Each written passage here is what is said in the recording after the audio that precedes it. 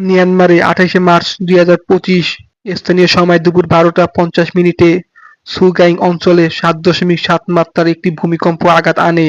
এটি মিয়ানমারের দ্বিতীয় বৃহত্তম শহর মান্দালয়ের নিকটবর্তী এলাকায় সংঘটিত হয়। ভূমিকম্পের কারণ মিয়ানমার ভূতাত্ত্বিকভাবে সক্রিয় অঞ্চল, যেখানে ইন্দো-বার্মা টেকটনিক প্লেটের সংঘর্ষের ফলে ভূমিকম্প ঘটে থাকে।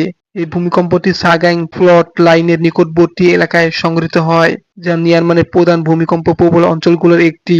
ক্ষয়ক্ষতির পরিমাণ: এই ভূমিকম্পে মৃত্যুর সংখ্যা ৩,০০০-এর বেশি এবং আহতের সংখ্যা ৪,৫০০ জনের বেশি।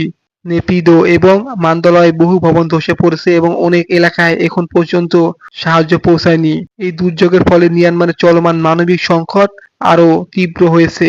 উদ্ধার কার্যক্রম ও সামরিক যুদ্ধবিরতি: মিয়ানমারের সামরিক সরকার ২২শে এপ্রিল ২০২৫ পর্যন্ত একটি সামরিক যুদ্ধবিরতি ঘোষণা করেছে, যাতে ভূমিকম্প পরবর্তী উদ্ধার সহায়তা কার্যক্রম চালাতে পারে।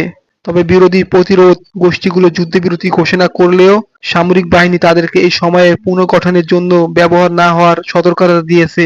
আন্তর্জাতিক সহায়তা ও চ্যালেঞ্জ: চীন, ভারত এবং অন্যান্য প্রতিবেশী দেশগুলি থেকে আন্তর্জাতিক সহায়তা মিয়ানমারে পৌঁছেছে, তবে চলমান সামরিক সংঘাত, অবকাঠামো ক্ষতি এবং সীমিত তহবিলের কারণে উদ্ধার সহায়তা কার্যক্রম ব্যাহত হচ্ছে। উল্লেখযোগ্য ঘটনা: নেপিদো একটি হোটেলের ধ্বংসস্তূপ থেকে ভূমিকম্পের ৫ দিন পর ২৬ বছর বয়সী একজন যুবককে জীবিত উদ্ধার করা হয়েছে, যা একটি বিরল আশার মুহূর্ত হিসেবে বিবেচিত হয়েছে।